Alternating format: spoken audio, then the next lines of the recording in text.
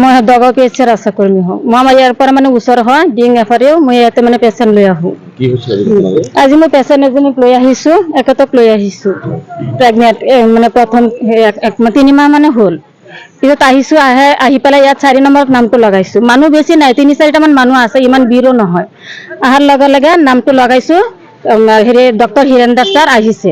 আহি পেলাই চাইছে মই দৰ্জাৰ মুখত থিয় হৈ আছোঁ। আহি পেলাই এনেকুৱা বটল এটা আহিছিলে, আহি পেলাই মোক এনেকুৱা এটা খুন্দা মাৰিছে, এনেকুৱা এটা খুন্দা মাৰি পেলাই যা পেলাই মোক মানে গুচিয়াই তাৰ পৰা খেদি দিলে। মই গুচি আহিলোঁ, আহি পেলাই মই কান্দি আছোঁ। আমিতো আশা কৰ্মী হওঁ, মাৰিলে মই বিট দিছোঁ, দৰ্জাৰ মুখত কিয় বিট দিছোঁ, পেচেণ্ট লৈ পেলাই কিয় বিট দিছোঁ।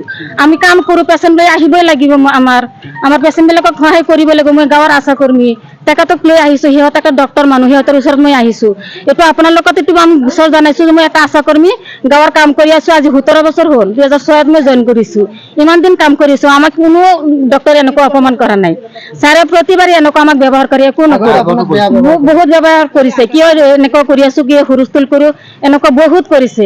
কিন্তু ব্যৱহাৰ কৰিছে, মই একো কোৱা নাই যে ডক্টৰৰ ওচৰত আহিব লাগিব, ৰাতিপুৱা হ'লে আমাৰ পেচেণ্ট লৈ পেলাই আহিব লাগে ওচৰত হস্পিটাল, মই আহোঁ, একো কোৱা নাই। কিন্তু আজি আপোনালোকৰ ওচৰত এইটোৱে আমি আপত্তি জনাইছোঁ, ছাৰে যে মোক বুটল দি পেলাই মোক পেটত খুন্দিয়াই দিলে। আমিতো আশা কৰ্মী হ'লেওতো মই এজনী মানুহ, মই দুখীয়া হ'লেও মই দুখীয়া ঘৰৰ মানুহ। মোৰ 4জনী ছোৱালী আছে, মোৰ ল'ৰা-ছোৱালী নাই, এটা ল'ৰা সৰু, একো কাম কাজ কৰিব নোৱাৰে। মোৰ জীৱন যাপনটো এনেকৈ চলাই আছোঁ, আশাৰ কাম কৰি পেলাই চলাওঁ।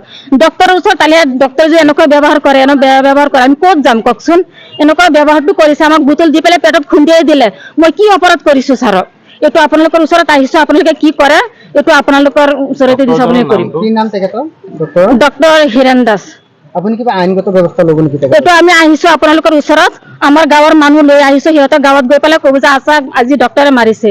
মোৰতো এটা কথা আছে নহয়, মোৰতো এইটো আজিলৈকে মানে চেচেই হৈ গ'ল।